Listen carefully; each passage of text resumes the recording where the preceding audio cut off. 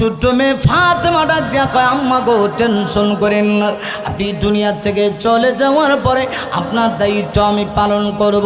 নবী এবার চোখের বাড়ি ছেড়ে দিয়া আমার মা আম্মা জান খাদিজাকে ডেকে বলে, খাদিজা গো তাহলে আবার বলো তুমি 2 নাম্বার কিসের জন্য কান্না করো? হযরত খাদিজা ডাক দিয়া কয়, নবী গো 2 নম্বরে আমি কান্না করি আমার নিজের জন্য। তোমার নিজের জন্য কেন কান্না করো? মা ও মা, আমি তাফসীরটা একটু আনুষঙ্গিকভাবে লম্বা করে ফেলতেছি আপনাদেরকে কিছু বলার জন্যে। মাগো একটু খেয়াল করো, হযরত খাদিজা এত আমলদারি মহিলা হওয়ার পরে তিনি বলতেছেন আমার নিজের জন্যে কান্না হয়। খাদিজা গো তোমার নিজের জন্যে তুমি কেন কান্না করো? হযরত খাদিজা ডাক দেয়া কই, নবী গো আমার তো ভয় হয় আমি যদি কবরে চলে যাই, অন্ধকার কবরের জগতে যাওয়ার পরে আমি কি নিয়ে কবরে যাব? আমার তো তেমন কোনো আমল নেই, আমি কোন আমলের মাধ্যমে কবরে গিয়া জাহান্নামের দাও আগুন থেকে আমি মুক্তি পাবো?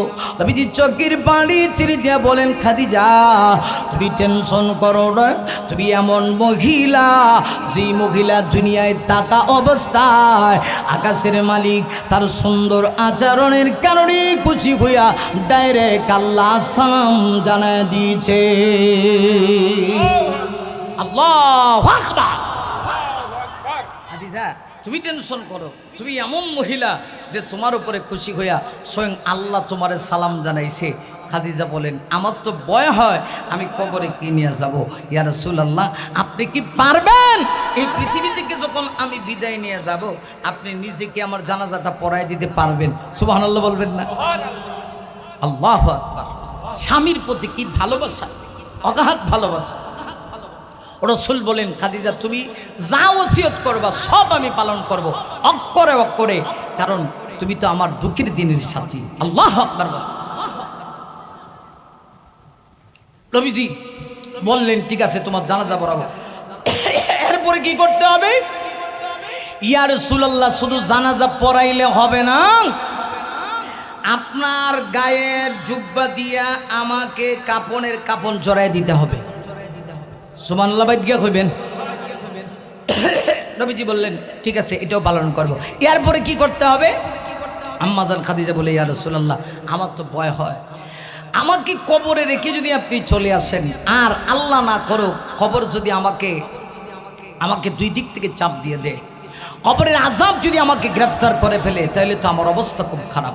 মাগো একটু চিন্তা করো তো, এই পৃথিবীতে যাকে আল্লাহ ডাইরেক্ট সালাম জানাইছে তিনি যদি এই চিন্তা করে, ও মা ও আম্মা জান তোমার আমার অবস্থাটা কি, একটু চিন্তা করা দরকার। মাগো তোমার আমার অবস্থাটা কি? তুমি কি তোমার ব্যবহার আখলাকের মাধ্যমে তোমার স্বামীকে খুশি করাইতে পারছো? নবীজি অক্ষরে অক্ষরে তার ওসিয়ত পালন করলেন। নবী নিজে তার জানাজার নামাজ পড়াইলেন, তার দেহের জুব্বা মোবারক দিয়া আমার রাসূল তার জানাজার কাপড় হিসাবে আমার রাসূল জড়াই দিলেন। এরপরে নবী নিজে তার কবরে নামছেন লাশ রাখার জন্য। সুবহানাল্লাহ বলবেন না? কি ভালোবাসা! আল্লাহু আকবার। নবী উঠতেছেন না, আল্লাহ জিবরিলকে পাঠাবেন, জিবরিল আমার বন্ধুর কাছে যাও, বলো আমার বন্ধু ওঠার জন্যে, কারণ খাদিজার কোনো টেনশন নেই, খাদিজার পক্ষে স্বয়ং আমি আল্লাহ রয়েছি। আল্লাহু আকবার জোরে বলে। তাহলে খাদিজা আমার রাসূলকে কত ভালোবাসে। কোরআন যখন নাজিল হওয়া শুরু হয় নাই, নাজিলের 40 দিন পূর্বে রাসূল হেরা গুহায় খাদিজা প্রত্যেক দিন নবীজির জন্য 2 বার খানা নিয়ে যায়। 40 দিন হয়ে গেল, এই কোরআন নাজিল হওয়া শুরু হয়েছে। কোরআনের প্রথম 5 আয়াত নাজিল হইল, হযরত জিবরিল আগমন করলে। সুবহানাল্লাহ কন, বলবা আয়াত, কথা কন না, বলবা আয়াত। ইকরা বিসমি রাব্বিকাল্লাযী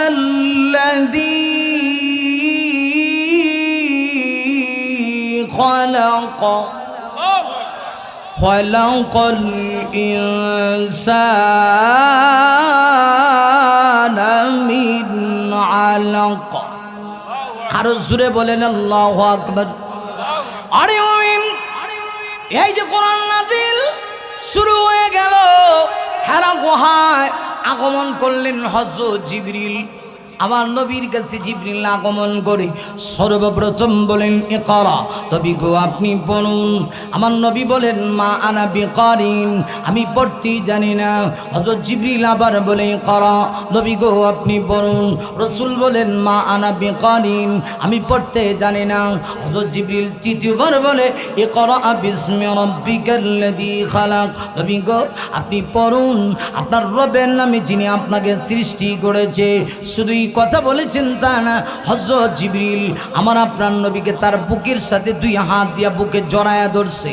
এমন সজোরে বুকে জড়ায়া ধরে এমন সজোরে একটা চাপ দিয়েছে, নবীর দেখে জ্বর চলে আসে। কিন্তু ওই দিক দিয়ে আল্লাহর কুদরতি ভাবে আমার আপনার নবীর জবান থেকে কোরআনের তেলাওয়াত জারি হয়ে গেল, চালু হয়ে গেছে কোরআনের তেলাওয়াত। রসুলকে দুইবার বলা হলো ইকরা আপনি পড়ুন, ইকরা আপনি পড়ুন। রসুল বলেন মা আনা বিকারিন, আমি পড়তে জানি না। যখন বলা হয়েছে ইকরা বিসমি রাব্বিকাল্লাযী খালাক, আপনি পড়ুন আপনার রবের নামে যিনি আপনাকে সৃষ্টি করেছেন, রসুলের জবান থেকে চালু হয়ে গেল। এর কারণ কি জানেন? কারণ যে কোনো পড়া আর কোরআন পড়া, রবের নামে পড়া এক না, ডে নাইট ডিফারেন্স। কথা কন না কেন? দুনিয়ার সাধারণ জেনারেল পড়া আর রবের নামের পড়া কি এক সমান? এজন্য দুনিয়ার জেনারেল শিক্ষায় শিক্ষিত হয়ে মানুষ জেন্টেলম্যান হতে পারে, হওয়ার পরেও দেখবেন এই পৃথিবীতে অনেক কুলাঙ্গার সন্তান আছে, তার মা বাপকে দেখে না, বৃদ্ধ হয়ে গেলে পরে মা বাবাকে বৃদ্ধাশ্রমে রেখে দেয়। আর এই দেশে হাজার প্রমাণ আছে, কোরআন পড়া মসজিদের মুয়াজ্জিন হতে পারে, 6,000 আর 7,000 টাকা বেতন পেতে পারে, কিন্তু বৃদ্ধ মা বাবার খেদমত করে বৃদ্ধাশ্রমে রেখে আসে না। কথা কোন ঠিক কেনা? তাহলে সব পড়া এক না। কিছু পড়ায় মানুষ চাকরিজীবী হয়, জেন্টেলম্যান হয়, টাকা পয়সা কামাইতে পারে, কিন্তু ভালো মানুষ হতে পারে না, প্রকৃত মানুষ হতে পারে না। আর কোরআনের পড়ায় মানুষ হয় প্রকৃত মানুষ। কথা কোন ঠিক কেন? শুরু হয়ে গেল। আমি একটু লম্বা করে বললাম, মা বোনদের উপরে কিছু বলছি আর কি, কথা বলছেন না। এখন খেয়াল করেন, এই যে ওয়াহির সূচনা শুরু হয়ে গেল, এভাবে দেখা গেল কোরআন শরীফের আরেকটা সূরা, যে সূরার নাম হলো সূরাতুল মুদ্দাসসির, এই সূরা থেকেও কয়েকটা আয়াত আল্লাহ নাজিল করলেন। পরবর্তীতে কিছুদিনের জন্য ওয়াহি আল্লাহ বন্ধ করে দিলেন, ওয়াহির বিরতি কাল দিয়ে দিলেন, ফিতরতে ওয়াহি। এর মানে হলো হযরত জিবরিল আর নবীর কাছে আগমন করে না, কারণ ওয়াহি নিয়ে আসে তো হযরত জিবরিল। হযরত জিবরিল যখন আসে না, তখনই দেখা গেছে মক্কাতে আমার রসুলের আপন চাচা হইলেও রসুলের বিরোধী যে একটা পার্টি ছিল, এন্টি পার্টি, এটার প্রধান ছিল সেই চাচার নাম হলো আবুল হাব্বা। নাম কি? আপনারা আবুল আহাব আদবের সহিত কোন কেন লাগে গুতা মেরে কবেন আবুল হাব্বা? কারণ ইসলামের দুশ্মনদের সাথে আমাদের কোনো আপোষ চলতে পারে না। কথা কন না কেন? আরো জোরে বলেন। ইসলামের দুশ্মনদের সাথে আমাদের কোনো বন্ধুত্ব চলতে পারে না। খেয়াল করেন, এন্টিবার্টির প্রধানও হলো চাচা আবুল হাব্বা। এই যে কোরআন নাজিল বন্ধ হয়ে গেল কিছুদিনের জন্য, আল্লাহ বিরতিকাল দিলেন। ঠিক সেম সেই সময়ে রসুলের চাচা আবুল আহাব আয়েশা কয়, মুহাম্মদ সাল্লাল্লাহু আলাইহি ওয়াসাল্লাম, তোমার কাছে যে একটা শয়তান আইতো, নাউজুবিল্লাহ লয়ে বাড়ি যাইন গা, না নাউজুবিল্লাহ লয়ে বাইদিন গা। আয়েশা ডাক দিয়া কয়, মুহাম্মদ সাল্লাল্লাহু আলাইহি ওয়াসাল্লাম, তোমার কাছে যে একটা শয়তান আইতো, মানে হযরত জিবরিল লে কয় শয়তান, এই জিবরিল এখন আর আসে না, বুঝছি তোমার আল্লাহ আর এখন তোমাকে আগের মতো ভালোবাসে না। নবীজি তখন খুব আরাম পাইছেন। কথা কন না কেন? খুব আরাম পাইছে। আচ্ছা, চাচা যেমন তেমন, চাচার বউ যদি খারাপ হয়, কারণ পুরুষ খারাপ হইলে একটা খারাপের সিস্টেম আছে, নারী খারাপ হইলে এটার কোনো সিস্টেমই থাকে। কথা কয় না, আরো জোরে কন ঠিক কেন?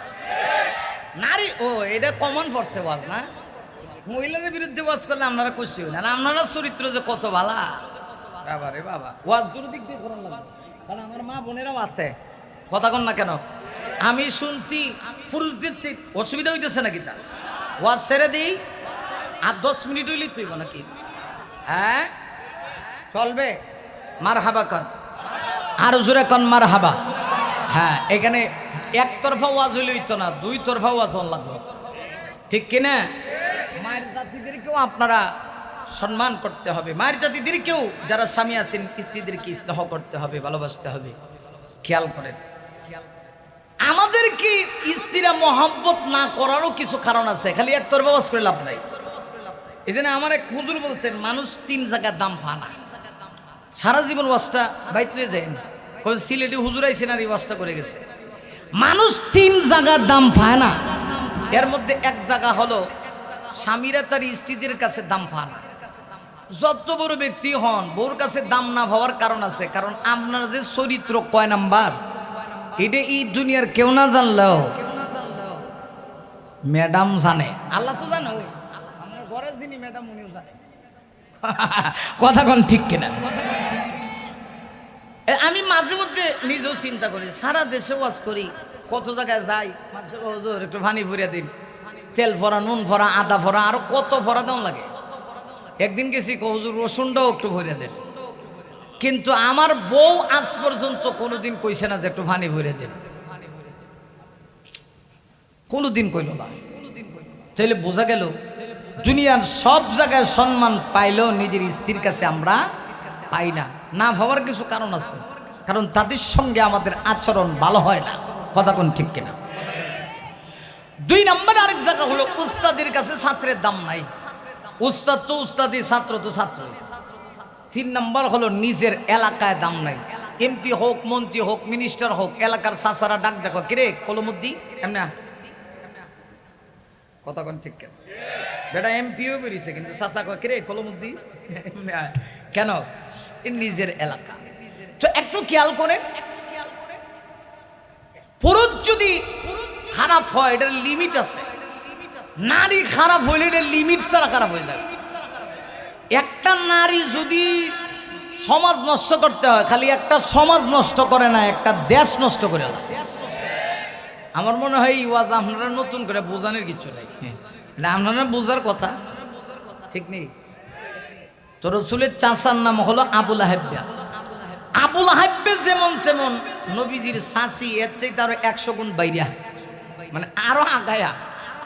আয়েশা কয় মুহাম্মদ সাল্লাল্লাহু আলাইহি সাল্লাম, তোমার কাছে যে একটা শয়তান নাই তো এটা কেন লাগে না, বুঝে লাইছি, কারবারটা বুঝছি, এখন তোমার আল্লাহ তোমার দিকে চায়ই না।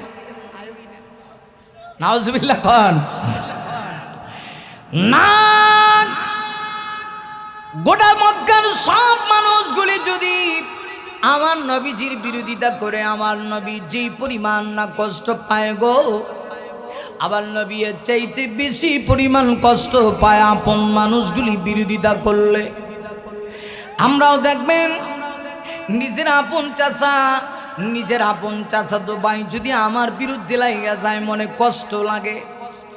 এলাকার সব মানুষ আমার বিরুদ্ধে গেলে বরদাস্ত করতে পারি, কিন্তু আমার চাচা, বাপের ভাই চাচা কেমনে আমার বিরুদ্ধে চলে গেল, অনেক সময় আমরা মানসিকভাবে ভেঙে পড়ি।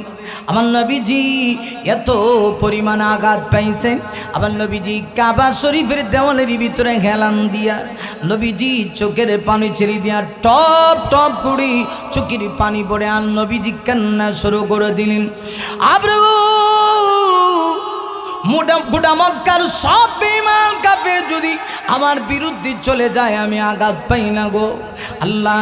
আমার আপন চাচা যে আমার বিরুদ্ধে চলে গেল, শুধু চাচা গেছি তা না, চাচিও চলে গেল আমার বিরুদ্ধে। আল্লাহ গো, কি অপরাধ করেছি, তুমি কে আমার উপরে অভিমান করছনি? কেন জিবরিলকে পাঠাও না? তুমি যে আমার কাছে জিবরিল পাঠাও, ওহী আসে, কোরআন নাযিল হয়, এখন যে জিবরিল আসে না, আমার চাচা চাচি যে গোটা মক্কার ভিতরে প্রপাগান্ডা, মিথ্যা প্রপাগান্ডা ছড়িয়ে দিয়েছে। আল্লাহ গো, তুমি নাকি আমাকে ভুলে গিয়েছো। আল্লাহ, এই কথাটা শুনলে আমি তো নিজেকে কন্ট্রোল করতে পারি না, আমি বড় আঘাত পাই, আমি বড় কষ্ট পাই। আমার নবী যে আকাশের দিকে তাকায় চোখের পানি ছেড়ে দিয়া কান্না করে, 1 দিন 2 দিন 3 দিন 4 দিন 5 দিন 6 দিন 7 দিন এইভাবে করে 15 দিন চলে গেল।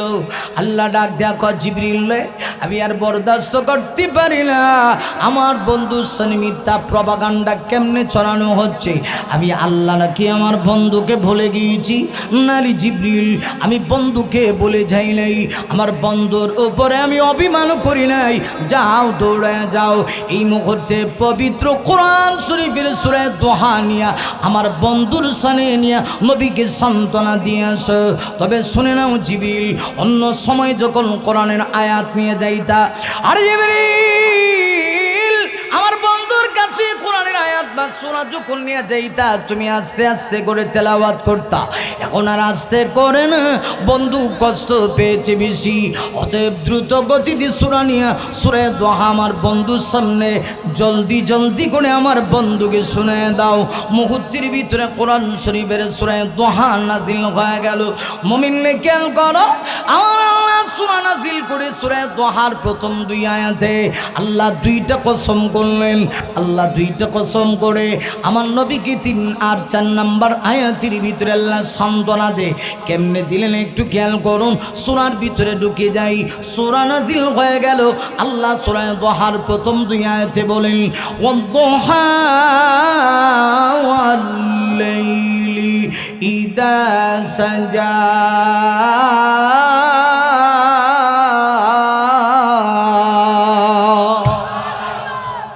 হযরত জিবরিল আসলেন, সূরা নাজিল হয়ে গেল। আল্লাহ সূরা নাজিল করে সূরার প্রথম 2 আয়াতের ভিতরে আল্লাহ 2টা কসম করলেন।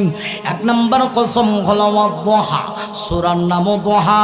আল্লাহ কসম করেন দোহার কসম, দোহার শপথ। 2 নম্বরে আল্লাহ বলেন ওয়াল-লাইলি ইযা সাজা। নবী গো, আমি আল্লাহ লাইলে সাজার কসম করে বলছি। দোহা মানে কি, লাইলে সাজা মানে কি, একটু বোঝার জন্য চেষ্টা করেন। তাফসীর কিতাবের ভিতরে মুফাসসিরিন কেরাম দোহা শব্দের অনেকগুলি ব্যাখ্যা করেছে। এর একটা ব্যাখ্যা হলো দোহা মানে হলো আল্লাহ দিনের ওই সময়ের কসম করেছে যখন আকাশের মধ্যে সূর্যটা পরিপূর্ণভাবে উদিত হয়। সুবহানাল্লাহ। দোহা মানে হলো দিনের ওই সময়ের কসম যখন আকাশে সূর্য পরিপূর্ণভাবে উদিত হয়। আল্লাহ ওই সময়ের কসম করছে। মূলত আল্লাহ দিনের আলোর কসম করে যখন দিনের আলোটা পরিপূর্ণভাবে আকাশে উদিত হয় ওই সময়ের কসম করে আল্লাহ আরেকটা বিষয় বুঝাইছেন, সেটা হলো আল্লাহ বুঝাইছেন নবুয়তের আলোর কসম। দেখবেন আকাশে যখন সূর্য পরিপূর্ণভাবে উদয় হয় তখন পৃথিবীর সব মানুষ খুশি হইলেও কিছু প্রাণী আছে এরা নারাজ হয়। যেমন আপনাদের এলাকায় কলা গাছের সিবাইতে একটা প্রাণী থাকে, এটার নাম হলো কলা বাদুড়িয়া। আসেনি? ওয়াজ মনে হয় বুঝেন না। কলা গাছের সিবাই একটা প্রাণী থাকে, এটার নাম কি? কলা বাদুর। কলা বাদুর খুব নারাজ, হে কয় কেন লেগে সূর্য উঠলো রে। এখন কলা বাদুর যতই নারাজ হোক সূর্য মনে হয় উঠে না, উঠতো না। কথা কোন 1 সেকেন্ডের লেগে তার কারণে, তার নারাজির কারণে সূর্য উঠা বন্ধ হইব? আল্লাহ কয় নবী গো, নবুয়তের আলোর কসম, সূর্যের আলোর কসম মানে নবুয়তের আলোর কসম। সূর্যের আলো উঠলে যেমন ভাবে এই কলাবাদুর যেমন অসন্তুষ্ট হয়, ঠিক তদ্রূপভাবে নবুয়তের আলো যখন সারা পৃথিবীতে ছড়িয়ে পড়ে তখন কিছু কলাবাদুর মার্কা আপনার উম্মতদের ভিতর থেকে কিছু কলাবাদুর মার্কা উম্মত আছে, যেমন আবুল হাব্বা, আপনার চাচি উম্মে জামিল, এরা চায় না নবুয়তের আলো ছড়িয়ে যাক। আমি আপনাদের কাছে জানতে চাই, আল্লাহ যদি চান নবুয়তের আলো ছড়াই দিতে আর হেরা যদি না চায় তাহলে আল্লাহটা ঠিক না ওদেরটা ঠিক? গেল 1। 2 নম্বরে আল্লাহ কসম করে বলে ওয়াল-লাইলি ইযা সাজা। নবী গো, আমি লাইলে সাজার কসম করছি। লাইলে সাজা মানে রাতের অন্ধকারাচ্ছন্ন সময়ের কসম আল্লাহ করলেন। দিনেরও আলোর কসম, রাতের অন্ধকারের কসম। তার মানে হলো দিন রাত 24 ঘন্টা সময়ের কসম, হায়াতের কসম করে আল্লাহ রাব্বুল আলামিন বলেন মা ওয়াদ্দাকা রব্বুকা ওয়া মা কালা। নবী গো, আপনার রব আপনাকে ছেড়ে দেয়নি, আপনার প্রতি অসন্তুষ্ট হয়নি। সুবহানাল্লাহ। আবুল হাব্বাজি কয় নবীরে, নবীর উপরে আল্লাহ সন্তুষ্ট হয়ে গেছে, নবীজি কষ্ট পাইছে। আর নবী কষ্ট পাইলে আল্লাহ বরদাস্ত করে না।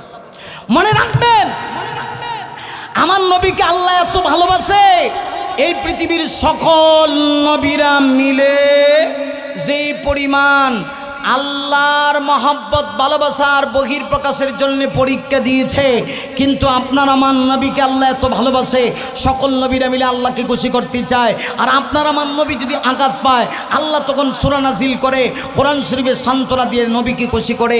এতে বোঝা যায় আমার আপনার নবীর মহব্বত আল্লাহর বেশি।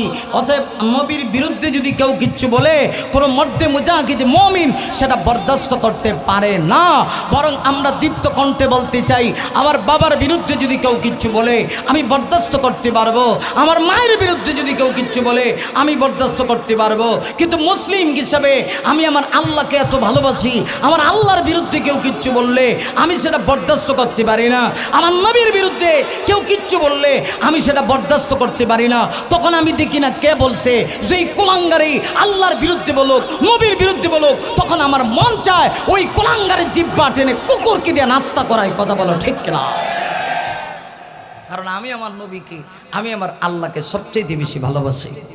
কথা বলেন না কেন? ঠিক কিনা? বাংলাদেশে একটা বাউল আবুল ফাউল সরকার, হ্যাঁ আপনারা দেখেন না সোশ্যাল মিডিয়াতে? হ্যাঁ, নড়াচড়া করবেন না, আমি ওয়াশেষ করে দিচ্ছি। আর 5-10 মিনিট না, তাহলে আমি সারা রাত করবো? 1.5 ঘন্টার উপরে তো হয়ে গেছে মনে হয়। খালি না, আমি শেষ করতাম এরকম না। তার ওয়াজ কতক্ষণ করবো? 1 ঘন্টা 10, তাহলে অন্তত 1.5 ঘন্টা হোক নাকি? হ্যাঁ, এখন বাজে কটা? 1:30। তাহলে আমি কি 2.5 ঘন্টা ওয়াজ করবো? এটা কি তা কয়? এটি কোন ভাগ হলে পাইছে আমারে? আল্লাহু আকবার, মারহাবা কান। হ্যাঁ, নড়াচড়া করবেন না, আওয়াজ করে চিৎকার মেরে কোন মারহাবা। মাশাআল্লাহ, আজকে তালে তালে মিলছে, খাপে খাপ ময়নার বাপ। কথা কোন ঠিক কিনা? মাইকটাও মারাত্মক বাবা। এটা কি মাইক লইছে বড়া? মারহাবা কা, আরো জোরে কোন মারহাবা। হরেনের সাউন্ড একটু বাড়াও স্টেজে, লাস্টে স্কেল বেরিয়ে যাবো। কথা বলছো না? লাস্টে স্কেল। আর 1/2 ঘন্টা, আপনারা 1 ঘন্টা করলে আমি তো 1 ঘন্টা পারতাম না, আর 1/2 ঘন্টা। খেয়াল করে অসুবিধা হইতেছে? অসুবিধা হইলে আমার ডাবল সুবিধা। এই বাউল আবুল ফাউল সরকার, সে আল্লাহকে নিয়ে কেমন মন্তব্য করছে দেখছেন নি আপনারা? আল্লাহর নিয়ে মন্তব্য করে সাহস কত বড়! ইয়ার পরে খালি আল্লাহর নিয়ে তা না, কোরআন লইয়াও অপব্যাখ্যা করছে। কোরআন শরীফের সূরা নাস, নাস শব্দের অর্থ কি হুজুর? মানুষ। আর হে কয় আল্লাহ বুঝি কোরআন শরীফের সূরা নাস নাজিল করে কইছে কুল আউযু বিরাব্বিন নাস, নাস আউযুবিল্লাহ। আবার কইছে মালিকিন নাস, এখানে কয় নাস। বাড়িত গিয়ে নাউজুবিল্লাহ কয়, জোরে আওয়াজ দিয়ে এখন নাউজুবিল্লাহ। ইলাহিন নাস, এখানে বুঝি কইছে নাস। মিন শাররিল ওয়াসওয়াসিল খান্নাস, এখানেও বুঝি কইছে নাস। কত বড় ফাঁকল হইলে, মেন্টাল হইলে কথা কইতে পারে। এরপরে আল্লাযী ইউসবিসু, এখানে হে কিতা কয় জানেননি? আল্লাযী ইউসবিসু, ফেডে ফাড়া দিলে কুল আল্লাহ সূরা বাড়ি চলা। হে আবার কোরআনের বিধি অপব্যাখ্যা করে। আবার তার পক্ষে কিছু মানুষ চলে যায়, দুঃখ লাগে, দুঃখ লাগে। আজকে যদি ওমরের উত্তরসূরিরা বাংলার জমিনে সত্যিকার অর্থে থাকতো, তাহলে দেহের সাথে মাথা থাকতো না। কথা বলেন না কেন? ঠিক না ঠিক মুসলমান? দেহের সাথে মাথা থাকতো। রহমতের নবীর লয়ে কটূক্তি করে, আম্মাজান হযরত আয়েশার লয়ে কটূক্তি করে। রসুল নাকি আম্মাজান হযরত আয়েশাকে মানে সৌন্দর্যতার কারণে বিয়া করছে। আমার নবী নাকি নারী লুবি। নাউজুবিল্লাহ কইতে না বাইত গিয়া? পাগলের ঘরে পাগল। এটাতে পাগল কইলে তো জ্বালা মিটতো না, এটা ছাগলের ঘরের ছাগল। কথা কোন ঠিক কিনা? আম্মাজান হযরত আয়েশা সিদ্দিকা রাদিয়াল্লাহু আনহার বিবাহ যে হয়েছে আমার রসুলের সাথে, এটা আমার নবী তিনি শুধু ইচ্ছা করে করছেন এমন না, বরং আল্লাহ নিজে উকিল হয়ে আমার নবীর সাথে বিবাহ করাই দিয়েছেন। এটা আল্লাহর ফয়সালা। কার ফয়সালা? বোঝা লাগবে। কিন্তু এগুলা নিয়ে কথা কে বলবে? কোন আলেমরা এখন যদি না বলে কে বলবে? আমরা এই কথা বললে আমাদেরকে অনেক সময় হুমকি ধমকি দেওয়া হয়, ভয় দেখানো হয়। কিন্তু সত্যিকার কোন আলেম হুমকি ধমকির ভয় পেতে পারে না। আমরা আল্লাহকে ভয় করি। আমার নবীর বিরুদ্ধে কেউ কিচ্ছু কইবা, তোমার সাথে বন্ধুত্ব হতে পারে না। নারী মুমিন আমার নবীজি কলিজার ভিতরে আঘাত পেয়েছি, নবী চাচা চাচি আমার নবীর বিরুদ্ধে চলে গেল, আল্লাহ পাক সূরা নাযিল করে নবীকে সান্ত্বনা দিয়া কয়, নবী গো, ও নবী আপনি বুঝি কষ্ট পান গো নবী? না নবী, কষ্ট পায়েন না। আমি আল্লাহ দিনেরও কসম রাতেরও কসম করে বলি, মা ওয়াদ্দাকা রাব্বুকা ওয়া মা ক্বালা, আপনার রব আপনাকে ভুলে যায়নি, আপনার উপরে অসন্তুষ্ট হয়নি। শুধু তাই না, আমার আল্লাহ নবীকে সান্ত্বনা দিয়েছেন নাম্বার আয়াতে বলেন, ওয়ালাল আখিরাতু খায়রুল লাকা মিনাল উলা।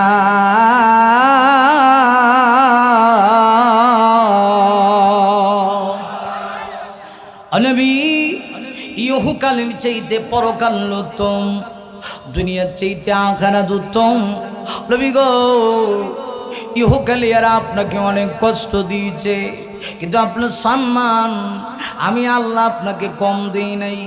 দুনিয়াতে আমি আল্লাহ আপনাকে জানা দিয়েছি, আখিরাতে তার চাইতে বেশি দিব। ময়দানে মাহশরে আমি কোন নবীকে এত সম্মান এত ইজ্জত দিব না যত ইজ্জত আমি আল্লাহ আপনাকে দিব। নবী আপনি বুঝতে পারেন না, এই দুনিয়ার জীবন তো ক্ষণস্থায়ী, কিছুদিনই চললে আপনি কষ্ট পাবেন। কষ্ট তো আমার নবী পেয়েছে, একটু লক্ষ্য করে দেখেন কি পরিমাণ কষ্ট নবীকে দিয়েছি।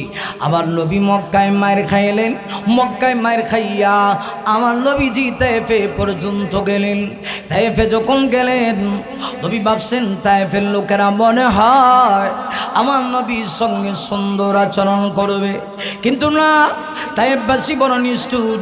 তায়েফ ছিল আমার নবীর নানা দেশ। নবী ভাবছিলেন তায়েফে গেলে পরে আমার নানা দেশের মানুষগুলি আমার সঙ্গে সুন্দর আচরণ করবে। না রে না, আমার নবীর সঙ্গে তারা এত বেয়াদবি করছে। রহমতের নবীর গায়ের ভিতরে ছোট ছোট পাথরের বিষাক্ত কণা দিয়া, কঙ্কর দিয়া, বাচ্চা দিয়া আমার নবীজির গায়ে আঘাত করাইছে। রহমতের নবী যার গায়ে মশা মাছি বসা হারাম, সেই নবীর দেহ মোবারক থেকে রক্ত পড়তে আসে, কিন্তু নবীজি সেই রক্ত জমিনে পড়তে দেয় না। নবীজির সফর সাথী ছিল হযরত যায়েদ ইবনে হারেসা, নবীজির পালক পুত্র। হযরত যায়েদ তাকায় দেখেন নবীজির দেহ মোবারক থেকে রক্ত ঝরে, কিন্তু আমার নবীজি ওই রক্ত জমিনে পড়তে দেয় না। আবার নবী তার জুব্বা মোবারক দিয়া বারবার রক্তগুলি মুছতে শুরু করলেন। হযরত যায়েদ ডাক দিয়া কয়, নবী গো, এই তায়েফবাসী আপনাকে কত আঘাত করে, অথচ আপনি যে রক্ত জমিনে পড়তে দেন না। আবার নবী ডাক দিয়ে কই, উড়ে যায়েদ, রক্ত যদি জমিনে পড়ে যায়, আল্লাহ না করুক আমার উম্মতের উপরে আল্লাহ গজব নাজিল করব। আমার উম্মতগুলি বোঝে না, এরা যদি বুঝতো তাহলে আমার সঙ্গে এমন আচরণ করতো না। আল্লাহর কুদরতি রহমতি জড়িয়ে জোশ মারে দিছে। আল্লাহ ডাক দেখা, জিবরিল, আরে জিবরিল দৌড়ায় যাও, আমার বন্ধুর কাছে তুমি দৌড়ায় যাও। জিবরিল আমার বন্ধুর কাছে দৌড়ে যাও, আর গিয়া বলো বন্ধু যদি অনুমতি দেওয়া ডাক দেয়, তাই ফেরে দুই দিক থেকে দুইটা পাহাড় চাপিয়ে দিই, তাই বাসীকে ধ্বংস করে দিই। অর্থাৎ জিবরিল এসে ডাক দিয়ে কই, ইয়া রাসূলুল্লাহ, ইয়া হাবিবাল্লাহ, আর কত বরদাস্ত করবেন? তাই ফেরে বেঈমান কাফিরগুলি আপনাকে এত আঘাত দেয়, একটাবার অর্ডার করে দেন না, তাই ফেরে পাহাড়গুলি চাপিয়ে দিয়ে তাই ফেরে যত মানুষ আছে সবগুলিকে ধ্বংস করে দিই। নবীজি চোখের পানি ছেড়ে দিয়ে কান্না শুরু করলেন। আমার নবী সাজদায় পড়ি, রহমতুল নবী চোখের পানি ছেড়ে দিয়ে কান্না করে আর ডাক দেয়া কয় না, আল্লাহ তুমি আমার উম্মতগুলিকে ক্ষমা করে দাও, ওরা বুঝতে পারে না, যদি বুঝতে পারতো ওরা আমার উপরে আঘাত করতো না। আল্লাহ তুমি যদি তাদেরকে ধ্বংস করে দাও, আমি কার কাছে যাব? জিনের দাওয়াত নিয়া, আমি কলেমার দাওয়াত নিয়া কার কাছে যাব? আমার নবী তায়েফে গেলেন, তায়েফে উমাইর খাইলেন। 2টা মাস পর্যন্ত নবীজির সঙ্গে তারা এমন অসভ্য আচরণ করলো। মক্কা থেকে তায়েফে আবার আসলেন মক্কায়। এইভাবে মক্কাতে আমার নবীজি 13টা বছর অতিক্রম করার একদম শেষ পর্যায়ে নবীর বিরুদ্ধে গোটা মক্কার সব বেঈমান কাফেররা এক হয়ে গেল। না শুধু এক হয়েছে তা না, মক্কার বেঈমান কাফেররা দারুণ দোয়া বইটুকে বসি প্রত্যেকটা গোত্র থেকে সাহসী একজন যুবককে বেছে নিয়েছি।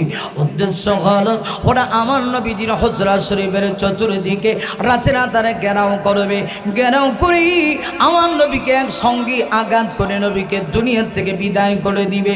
আমি আপনাদের কাছে জানতে চাই আমার নবীকে হেফাজত করবেন চিনি কে?